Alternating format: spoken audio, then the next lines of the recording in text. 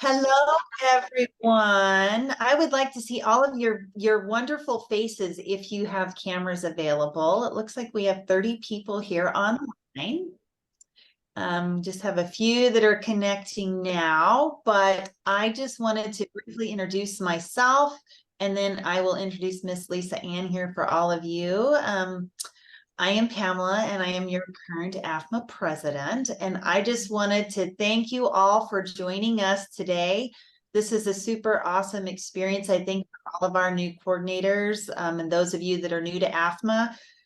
Lisa Ann and her counterpart, Melissa Keller, who are part of our board of directors, are starting this new webinar series for all of you. And I see some faces on here that are familiar to me. So it's super exciting to see some of you. Amy, I see. Hi, Amy. Amy was my mentee for quite some time.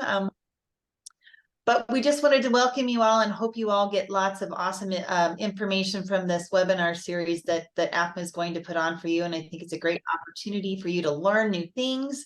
And as you have questions, if they come up, please feel free to write in the chat, or you can send emails to us individually. I'll put my email address into the chat box here if anybody has questions or wants to text me or call me. And with that being said, I am not going to keep rambling because I can talk for hours, those of you that know me. So I just wanted to tell you all, don't feel like there's any dumb questions. I remember being in your shoes many years ago in 2004. My goodness, that seems like a long time ago. It was almost 20 years ago that I was in your shoes, hoping to get information like this that wasn't readily available via Zoom because there was no such thing back then. So this is a super great experience, and I hope that you all take advantage of these webinars because there's lots of great information that's out there. So with further ado, I am going to introduce Lisa Ann Rora, and she and I have known each other for a very long time as well. And she is part of our board of directors, and she is a rural training track coordinator. And so I'm going to go ahead and let Lisa Ann take over from here, and I'm just going to step back and sit in the sidelines. Thank you, Pamela. If one of you lovely ladies would be willing to monitor the chat for me, that'd be wonderful. Thank you. This new coordinator series that we're working on is put together by several of the AFMA board of directors. And our hope is that once you guys have gone through all of these webinars, that you will be able to take home something that says that you know the basics anyway. Anybody that's been in this position knows that being a residency coordinator, it's like a 3-year orientation. You really don't get to know your residency and your program until you've been here at least 3 years. But that being said, we're just going to dive right on into it. Melissa Keller helped me with this presentation. She was supposed to be here today, but unfortunately, her flight got canceled, and so you guys have me to deal with today. Okay, so here it goes. I'm going to start sharing my screen. I got a little PowerPoint, and then we're going to go through this PowerPoint, and then we'll do a little bit of talking and answering questions and getting best practices from everybody. At the end of this webinar, there will be a QR code, and that QR code will have 5 to 10 questions on it. Once you use that QR code and sign in and finish the survey, the questions, the test, as you may will, afterwards, it'll start you down this journey and to be able to get your certification. Okay, so we look forward to this with you. And please give us any feedback along the way so that we can make these better for years to come, because we want this to be an ongoing series for people to use. Okay. All right, I'm going to share my screen. Please let me know if you can see my screen. Perfect. Okay, so this is the introduction to the Clinical Competency Committee, and this is part of our new AFMA new program coordinator series. It is back. There we go. Presenters today, myself, and then Melissa Keller, who is unfortunately not here today, but her information is here, and so you'll be able to ask her She was teaching this from more of a core program, and I was teaching it from a rural. So you're going to get mostly rural today, but good news, I used to run a core program. So you got a little bit of both worlds today. Okay, so our learning objectives for today, we're going to be able to describe the function, the membership, and the importance of the Clinical Competency Committee. You should be, at the end of this, be able to provide the CCC membership with pertinent documents for assessing their milestones of the residents and be able to explore methods for collecting and providing data to the CCC. Just a little history of the milestones in the CCC. Back in 1999, the 6, and it used to be only 6 core competencies was introduced by the American Board of Specialties. So 1999. In 2001, the Outcomes Project was formally launched. 2009, ACGME approved the NAS and including the milestones, and that's when the milestones were first rolled out. 2013, the first 7 subspecialties, or specialties, sorry, not sub, implemented NAS, including the milestones. 2014, the rest of us just kind of jumped on board with that. And in 2015, all of the specialties began to report out milestones. And then 2018, work began on milestones 2.0. So what is the Clinical Competency Committee? Okay, what is it? What does the ACGME say that it means? Well, the Clinical Competency Committee must be appointed by the program director. There have to be a minimum of 3 members of the program. So they must be faculty, and then you must have at least 1 core faculty member. You can have additional members on the CCC, but they have to have extensive experience, extensive contact with the residents. The Clinical Competency Committee must review all resident evaluations at least semi-annually, so twice a year. They need to determine the residents' progress and achievements within the specialty-specific milestones. So for us, it would be family medicine. They must meet prior to the resident semi-annual evaluations and advise the program director on each of the residents' progresses. And then the program director can have input from the CCC, but he cannot chair the CCC. And the program director must meet with each resident and document their semi-annual review, along with us recording the milestones in the ACGME's web ads. So the voting members of the CCC must be the chair, which is appointed by the program director, and at least 3 faculty members. Remember, 1 of which must be a core faculty. Non-voting members can be on the CCC but cannot vote are the program director, the program coordinator, and other program personnel. For example, clinic managers, nurse managers. If you have a GME office, maybe someone that represents the GME office as well. This is Melissa's program, and these are all of the people that she has on her CCC committee. Now you can see that theirs is fairly large and has more than the 3 that are mandated. Her APD is the CCC co-chair. There is also another physician who is a co-chair. And then you have 4 core faculty, and then the transitional year program director. And then the non-voting members are Melissa herself as the medical education manager, and then Dr. Strobel, who is also the program director.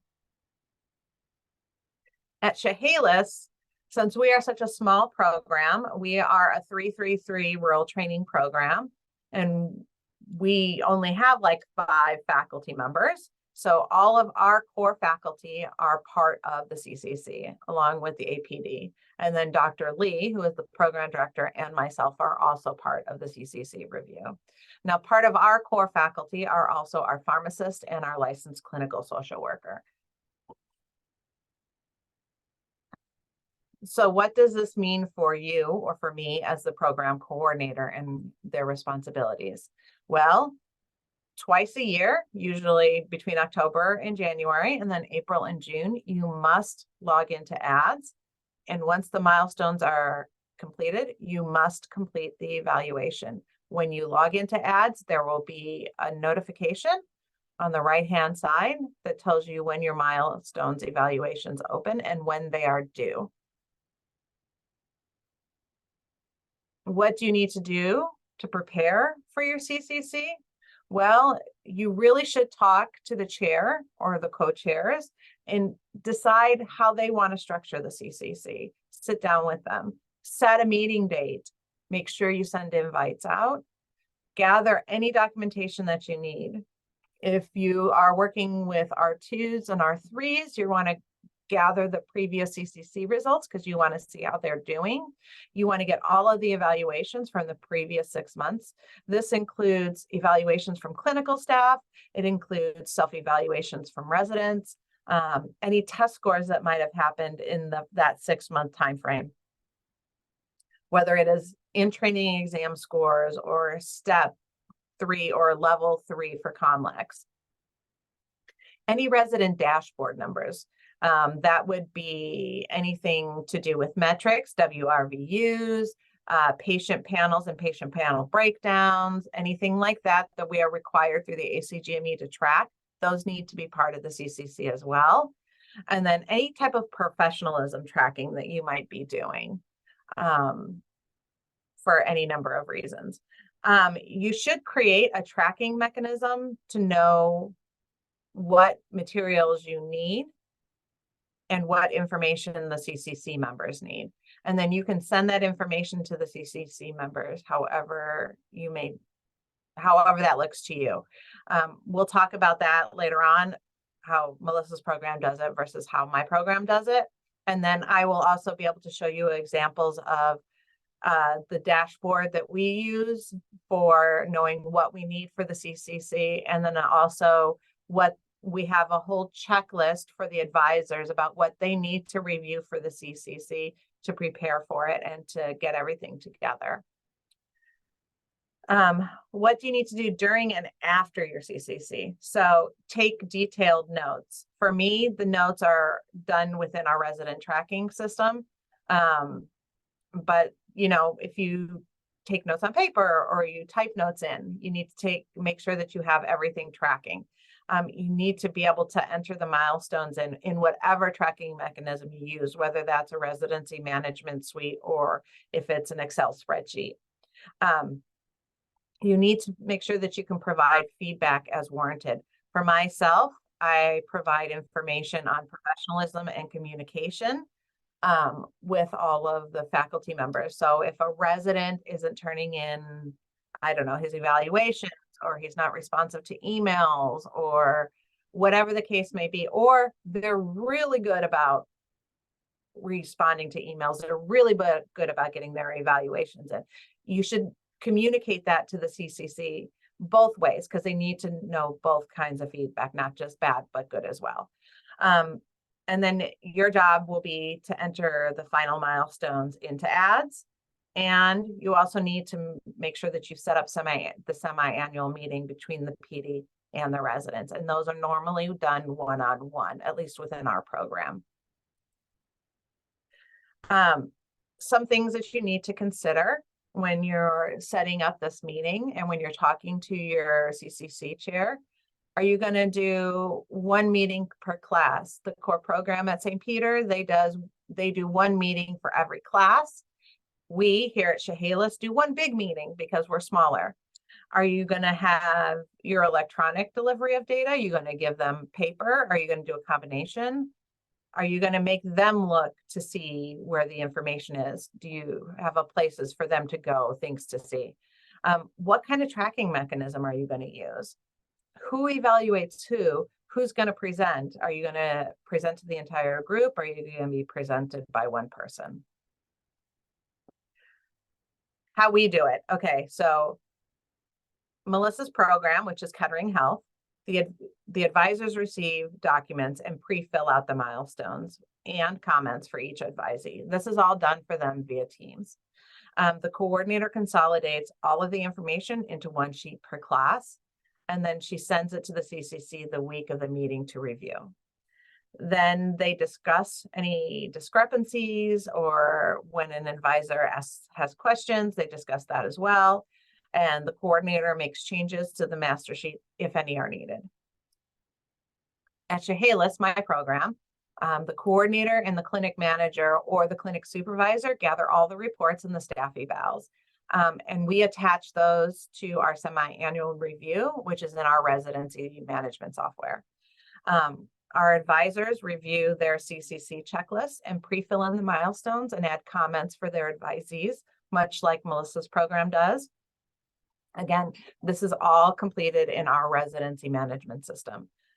All our residents are reviewed in either one morning or one afternoon session, usually the session where I can get most of my faculty in without disrupting their schedule too much.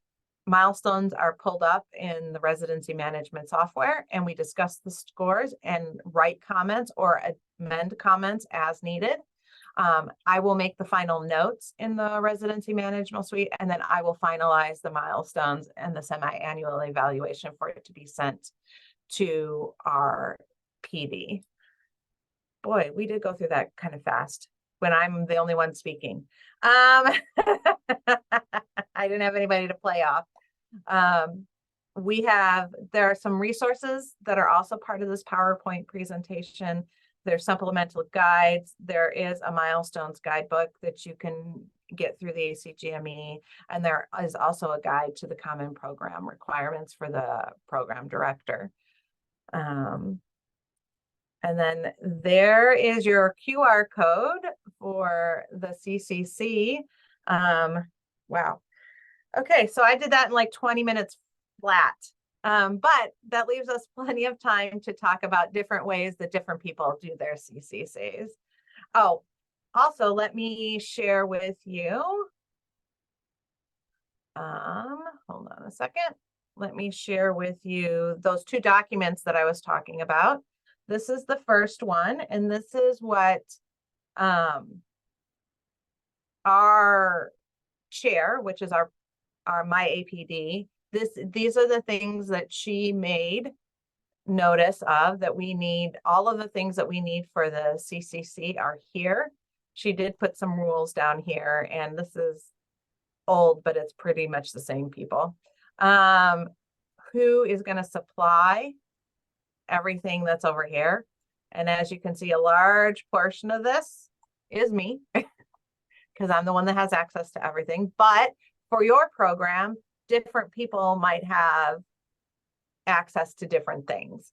And how much time do you need for all of these things? When should these things be collated so that they're available for the CCC to review and to make their recommendations? And then where are these things found? A lot of these things are found in our residency management software, which is why a lot of these fall on me to do.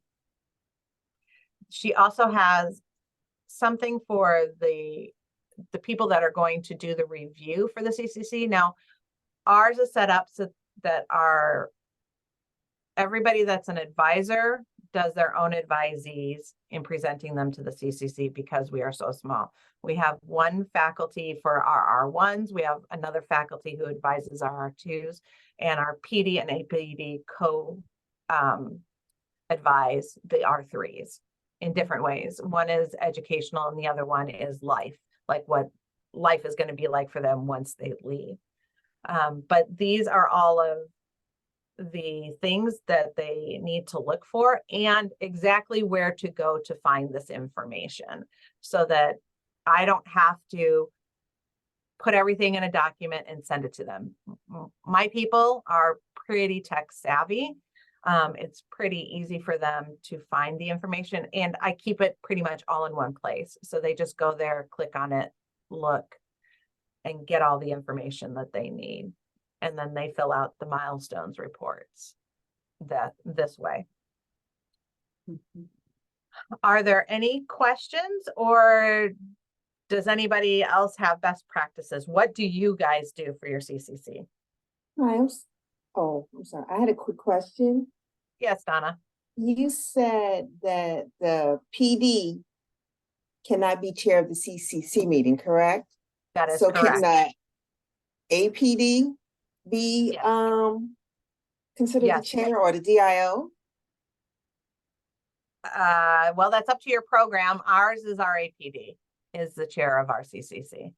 So the APD can, okay, thank you. Yeah. Yes, I can put the QR code up again. And then I saw another hand raised. Hi, my name is Ashley. I am at UNC Chapel Hill, and we are a 14-14-14 program. So I wanted to get some feedback. We are working on kind of revamping our CCCs, but I would love to hear thoughts on how we're doing it now, what our thoughts are on changing it, what more seasoned coordinators might think would be helpful. So our current format is we have two 2-hour sessions. They're divided up. So interns, second and third years are split equally between the two dates. But what we do is the advisors will kind of just go over, give a little spiel for their advisees. And then they will kind of just get into the weeds of the numbers. And essentially, if people disagree or agree or want to make any particular notes, we do that. A lot of times we find that we get derailed talking about the numbers. So one of the things that we're thinking about switching to is having the numbers essentially only be changed by, by our APDs and our PD. And the CCC becoming more of a discussion about the residents and their feedback. Because obviously, if you were to tell me that I was a 2.5 last year in medical knowledge and now I'm a 3, that doesn't really do a whole lot for me. But knowing what I need to improve on or what I did well in is a little more helpful. So all of that information, I'm very curious what y'all think.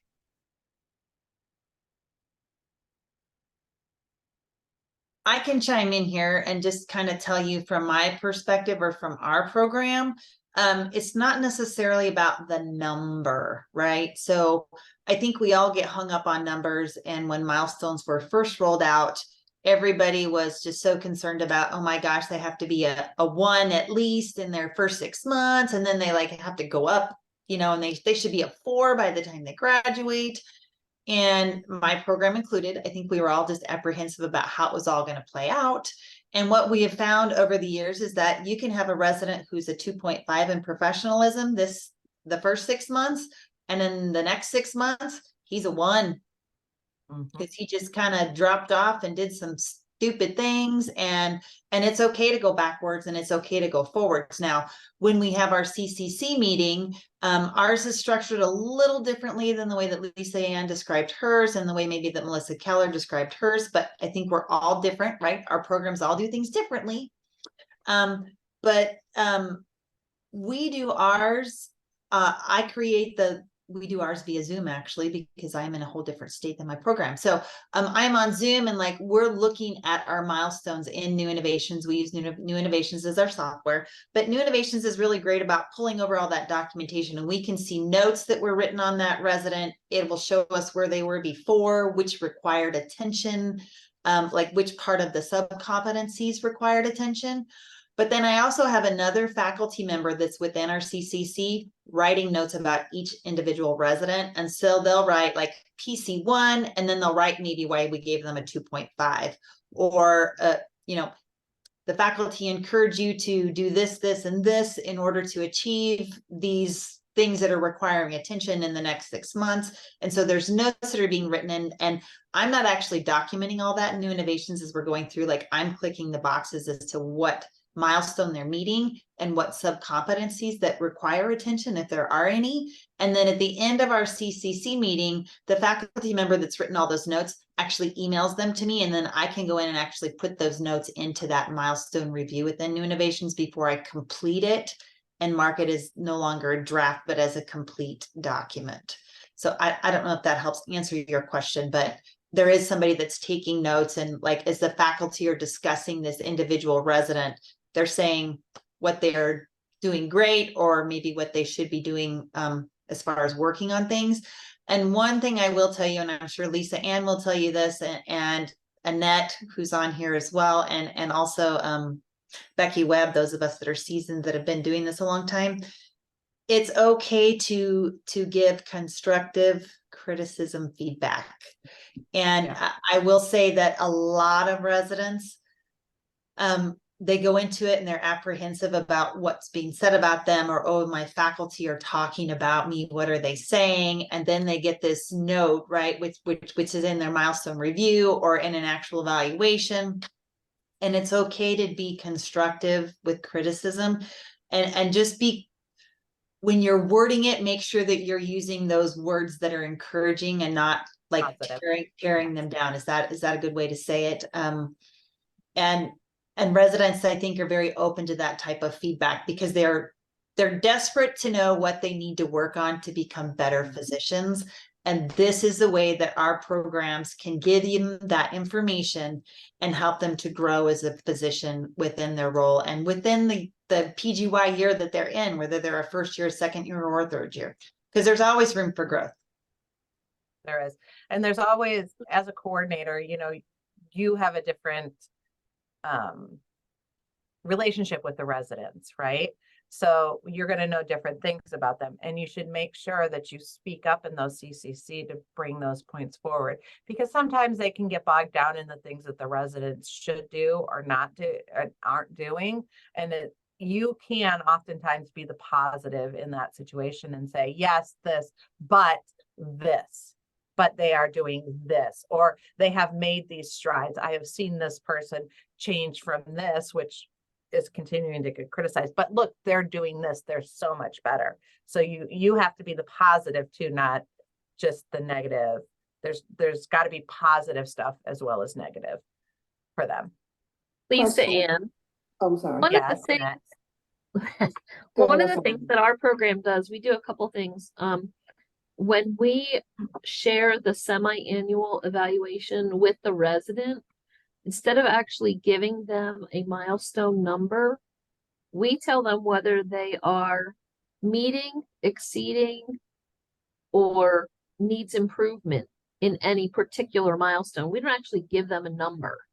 That way they don't sweat the numbers. Did I go from a 1 to a 1.5, or did I go from a 1 to a 2?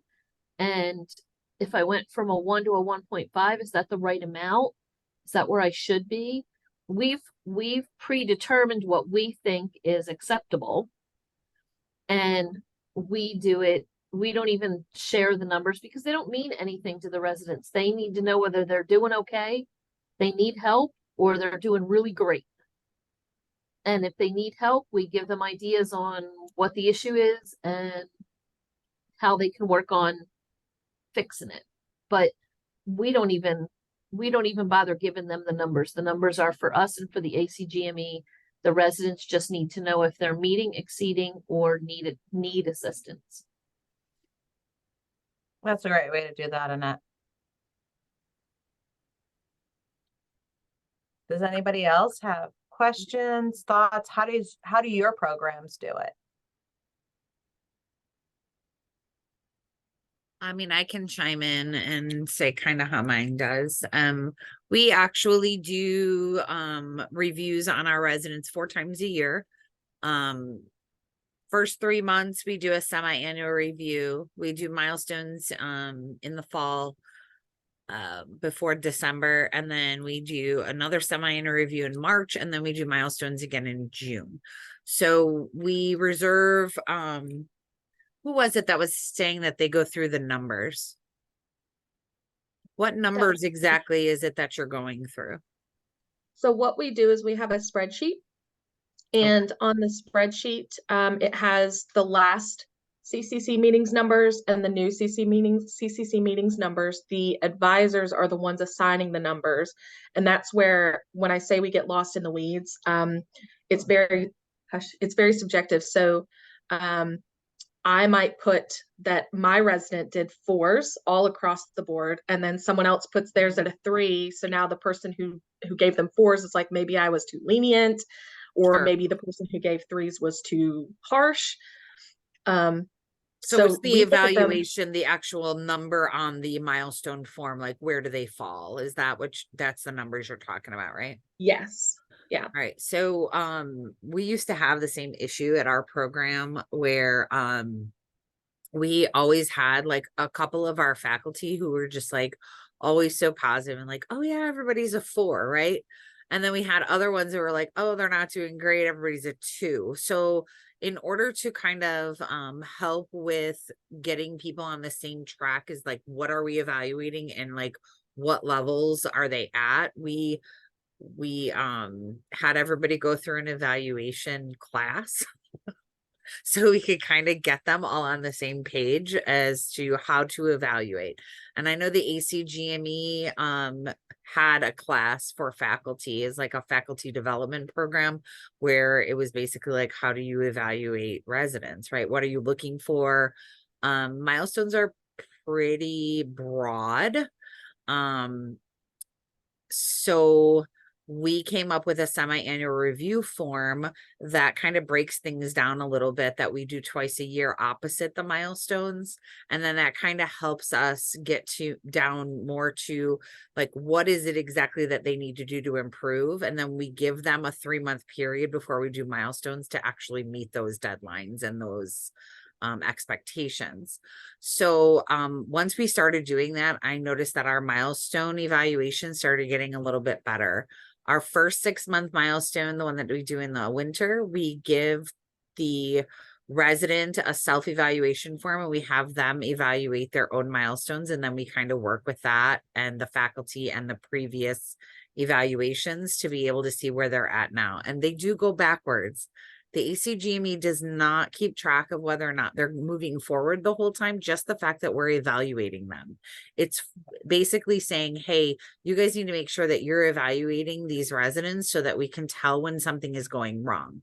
And it's not just a milestone for the residents to meet, but also for the program to see that maybe your program is not influencing your residents and like you're not giving them the education that they need. So like if everybody's doing a 3.5 on something, then you know that that's where your program is falling short and you need to get better at that. So it's not just like, oh, what is my resident number, but also like, hey, in the big scheme of things, let's look at where we're evaluating our residents, and is everybody falling below where we think they should be in, say, PC1 or something like that. So we can figure out like, where is the program falling short also. And then like the second milestone, the one at the end of the year in June that we do, we have the senior that was on service with them on the inpatient service do their milestone the next time, so that we can get a peer evaluation on them as well as their self-eval, see what kind of progress they made throughout the year. And then we use that as part of our CCC. So that's just how my program does it.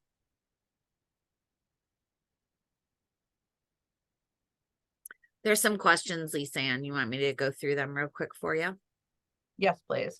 All right. First of all, they want you to put the QR code back up again. Okay. And then someone asked to also show the second from the last screen with the ACGME links. Yes. Are we not sharing anymore? Are you still sharing? Am I still sharing? I don't think anyone's sharing right now. Oh. All right. There's the resource.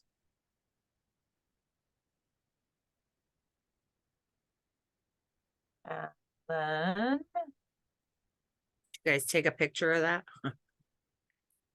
Hang on, let me take a quick pic and then I'll post it in the chat. Okay, go. okay, and then here is the QR code for the certificate.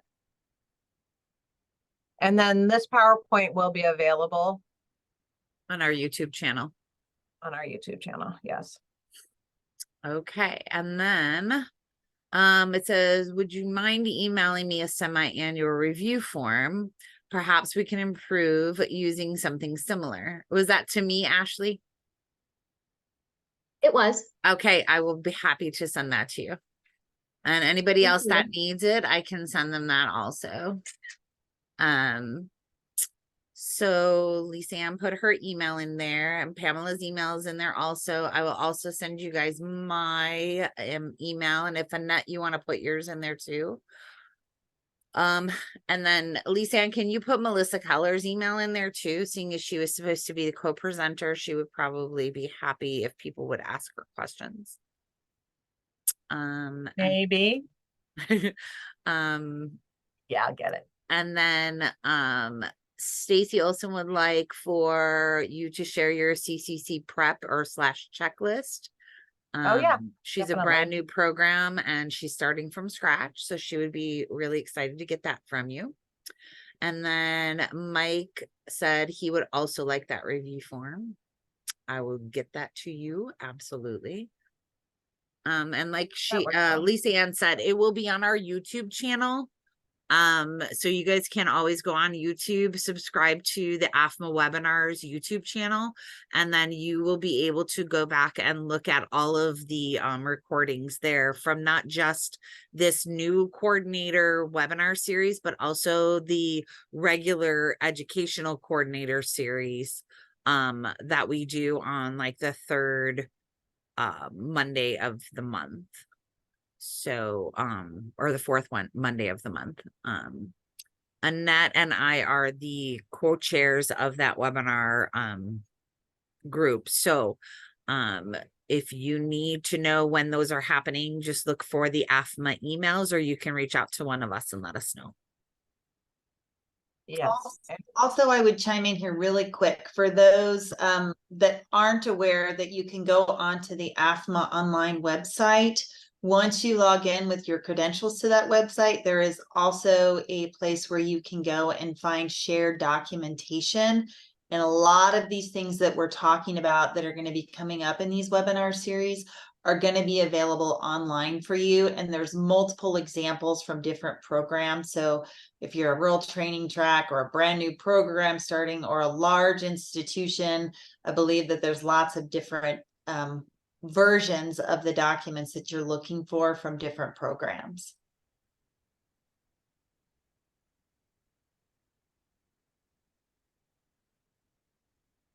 Does anybody else have any other questions that they wanted to ask? I want to see everybody's faces. That's just me, right? I don't like seeing a name without a face, because we go to our big conferences and then you come up and talk to me and I'm like, I recognize your name, but I don't remember what you looked like. Slowly, I'm starting to see faces. I don't like cameras, so I just keep mine turned off because, you know. I don't like cameras either, but you know what? You just kind of learn to be okay with it. Yeah, well, the reflection's not what it used to be, so, you know. I feel you there. Like I feel that. There we go. Everybody's faces are popping up. So I'm just curious. And if you want to do your little hand raise thing on your little emojis down here, or you can just raise your hand in your screen if you're showing us your face. How many of you are new to your position within the last 6 months? Wow. 3, 4. Some of you 5. Okay, 6, 7. Oh, look, more hands are popping up. Okay, how many are new within the last 2 years? So most of you are new. Okay. I will be honest, I'm going to just tell you that when I took on this position many, many moons ago, these types of webinars were not available to me. And so I think it is so awesome that we have this series that's going out for our new coordinators, and that y'all can reach out and ask questions. It's just been, it's hard to get the information. And I know that Lisa Ann will tell you this, and so will Becky, and so will Annette. There's never a dumb question. I always felt like I didn't want to ask something because I didn't want to look stupid. I still look stupid and I've been doing this for a long time. I So still there's ask always- questions. There's I always things that you can learn that they're new or a different way of doing it that are, always. and you don't have to reinvent the wheel. There's always somebody who's done it that possibly could be doing it the way that you want to do it. So please feel free to ask those questions. And if you don't feel comfortable doing it on a big webinar like this, by all means, just shoot us private emails. We're more than happy to answer those questions that way too. And I'm available via Zoom. I see Bev on here. She's been reaching out to me within the last couple of weeks, and we've talked a lot on the phone, and I need to actually call her today, but lots of questions for new programs. I know Amy, when she was new, I met Amy at the ACGME conference in 2020 prior to COVID. So she's changed roles, and I've met Mike. A lot of you I've met in person. So please feel free to ask those questions. If I don't know the answer, and I'm going to be honest, I don't know all the answers, but if I don't know the answers, I know who to call to find the answers. So, And that's our job as a coordinator. It's not to know everything. It's know where to find the things. So Absolutely. just remember that. That's a very important thing. It's not about knowing everything. It's about knowing where to find the things.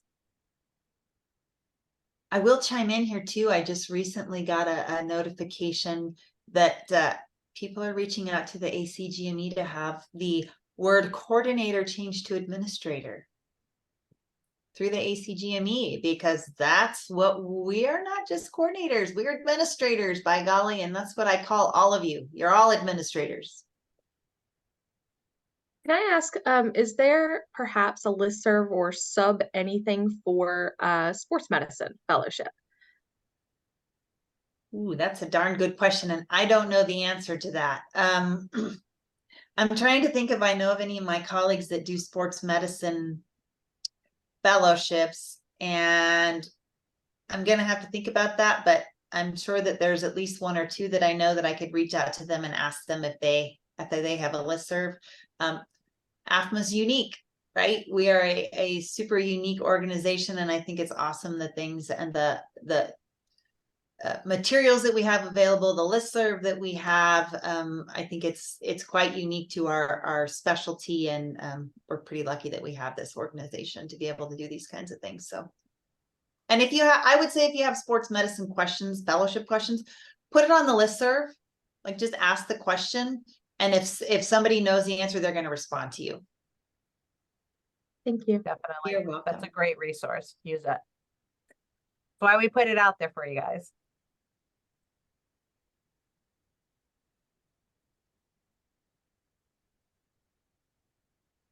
I have a question.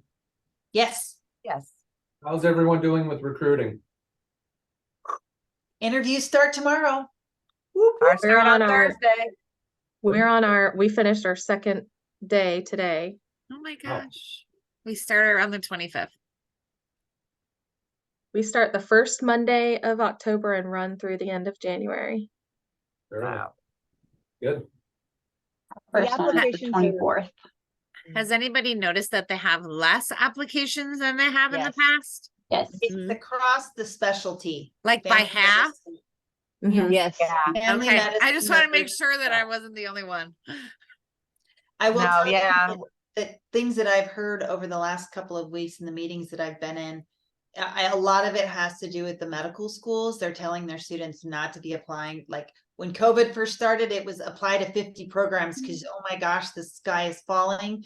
And now they're saying only apply to the programs that you're very interested in. You know, is the signaling working? I don't know. I'll be interested to see how that pans out at the end of the year, to see if any of those people that signaled your program, whether they actually match with your program. The geographic preference, again, does that really have any sort of levity to what's going on? I don't know the answer to that. Sure. We've noticed The new a layout of big drop. ARIS. Yeah, we've also noticed a big drop in those that don't meet our minimums. I did not send out as many no thank yous this year as I have in years past, which has been a pleasant surprise.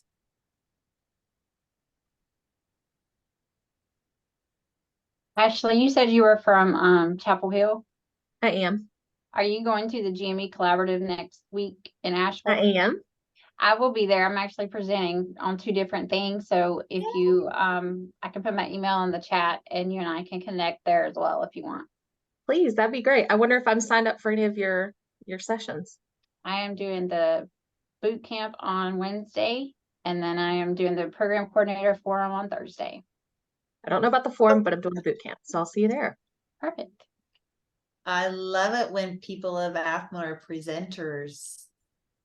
That's wonderful.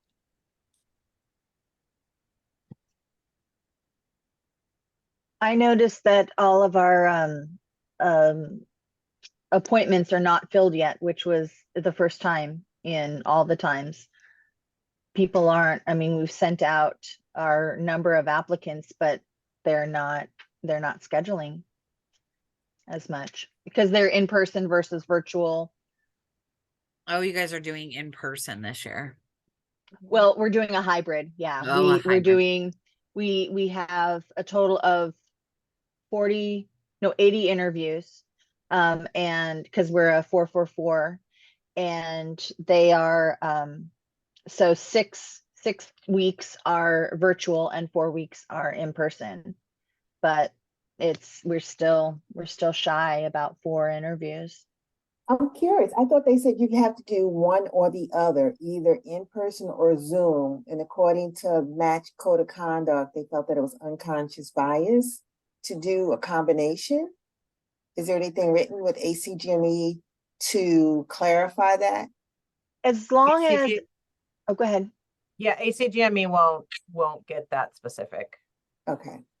Yeah, I believe as long as both the options are available to the applicants, then it's okay. But if you were to send some and then do another wave and you didn't have enough available, then there could be a violation. But if you, because I just got back from the NRMP conference and I asked them that specifically, and they says as long as when you send out your invites, you have both of them available, it's up to the applicants to choose which one. I would be interested to see if you turned those in person into virtual, if they filled. Right. I would be Right. really interested to see that because I bet you they would. Yeah. So you may be at a point where if they continue to not fill, I would talk to your faculty or your PD and I would see if you can change them into virtual. I bet you they fill up. Okay. Okay. People don't want to spend money. They don't want to spend money on traveling now. They've realized that they can spend more money on applying to programs than they have to for traveling, and now they don't want to spend the money to travel. I was actually, I'll add to that, I was really worried. So we're doing in person for fellowship, for the sports med fellowship.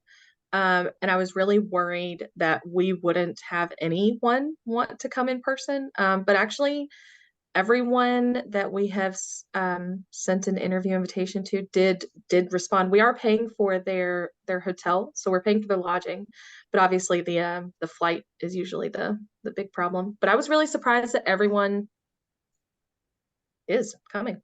Yeah, I see that my people that want fellowships, they're willing to travel. The fellowships are willing to travel because they want to go someplace exciting. They want to get out. They want to be able to get excused from residency so that they can go and do stuff. So yeah, I've noticed that that's a thing too. So I mean, I think fellowship is a little bit different. My sports medicine people that want to do fellowship are more than happy to travel, whether you pay or not. Yeah. All right. Well, I'm gonna check and make sure that we don't have any questions that popped up. One more thing, I'm sorry. When do we get the results of our little mini quiz? It comes via email? No, the quiz is in the QR code that was on the last page. And so you'll be able to get to the QR code. Oh, no, I'm saying, when will we get the results? Or Yeah, Melissa and I will work through those. Okay. We'll let you know. Yeah. We don't have a date, but yeah, we'll get those to you as soon as possible. So you have to pass it to get credit for attending all the series? No, But the Oh. questions are not hard. They're Okay. not hard.